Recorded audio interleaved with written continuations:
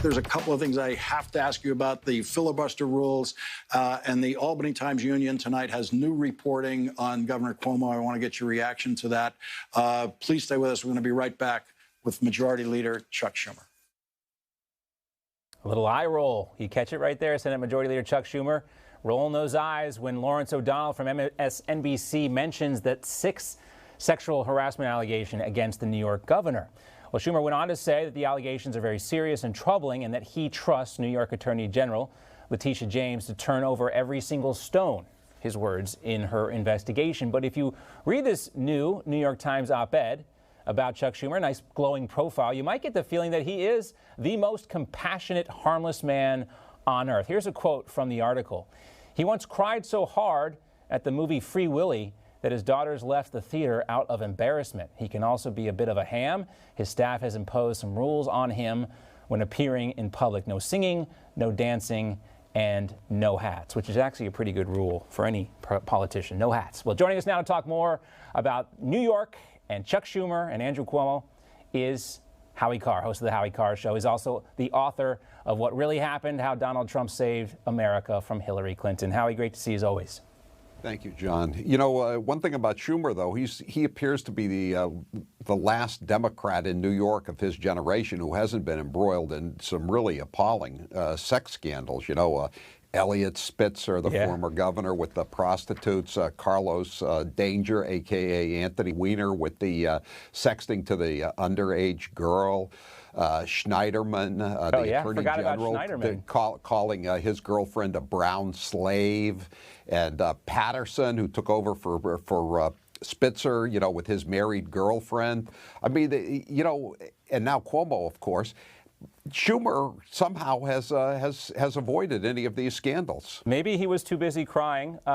Maybe people were just embarrassed. I don't know. Chuck Schumer seems like a nice enough guy, but to your point, Howie, he does have an incredible streak of luck. You know, Chuck Schumer, not known for his ability as a Senate tactician. I guess people like the guy, but it's been quite an evolution. He's gone from being, you know, Wall Street's favorite Democratic senator to being AOC's kind of chief operative in the upper chamber. But let's talk about all these scandals in New York and focus a little bit more on Governor Cuomo. He denies what is now the 6th sexual misconduct allegation against him. This mystery woman who currently works on Cuomo's staff has accused him of inappropriately touching her at the governor's mansion last year. But there's also this other scandal brewing, potentially. The New York State General Assembly, Republicans there are calling for a federal investigation into the construction of the Governor Mario Cuomo Bridge. You know, there's concerns about the structural integrity now of this bridge. And I say Cuomo's collapse. We're anticipating he's going to have to resign here. I did not mean it literally about this bridge. But why is it, Howie, that these sexual harassment allegations get all the press when you got real scandals, you know, that could affect people's lives on a daily basis, everyone driving over that bridge, and you have the nursing home scandal, too? I think it's just, you know, people can understand a sexual scandal. I mean, this story in the Times-Union, it has a word that I think is got to be totally deadly to any politician. And it's about a younger woman. She's brought in to the governor's mansion to repair his cell phone, purportedly. It used to be they would, you know, you would say, come up and see my etchings. Now apparently it's see my cell phone. And the Times-Union said that he actually fondled her.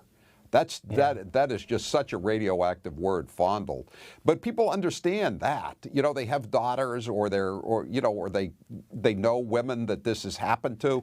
Whereas I mean, it's hard to imagine. I mean, I've driven over the old Tappan Zee Bridge, and I always was offended that they changed the name from Tappan Zee to Mario Cuomo Bridge. But it's kind of hard to imagine falling off a bridge. I mean, you don't want to even think about that. This is just easier to grasp the sordid details of these allegations against Governor Cuomo. I thought we were talking before the show, and you had a good point, though. People in New York are now asking how many more women have to step forward before we get indoor dining in New York City again. Yeah, I think that sums it up perfectly. Follow the science, right, Howie? That's what they're saying. I mean, you know, we were also talking about the fact that I don't think it's a coincidence that right around the time they get enough signatures for Gavin Newsom's recall, he's standing at home plate at Dodger Stadium like Enrico Palazzo and Naked Gun, saying it's time to open everything back up. It's so, I think, obvious to so many Americans. Cuomo now. is doing it this morning too. He's lifting some of the travel restrictions to neighboring states in New York. I mean, this is what it's finally taken to end the scourge of the virus, a major scandal. Yeah, well, of course, exactly. That was somewhat predicted, and we can only hope that the Broadway musical about Andrew Cuomo is going to live up to the hype. Great to see you, Howie. Thank you, John. Hey, I'm Rob Finnerty. Thanks for watching. If you enjoyed this video, please join the conversation in the comments below. Don't forget to subscribe, too. Hit the bell icon to be alerted to breaking news. And remember, there's a whole lot more on Newsmax TV, America's fastest growing cable news network. Newsmax TV, where real news for real people.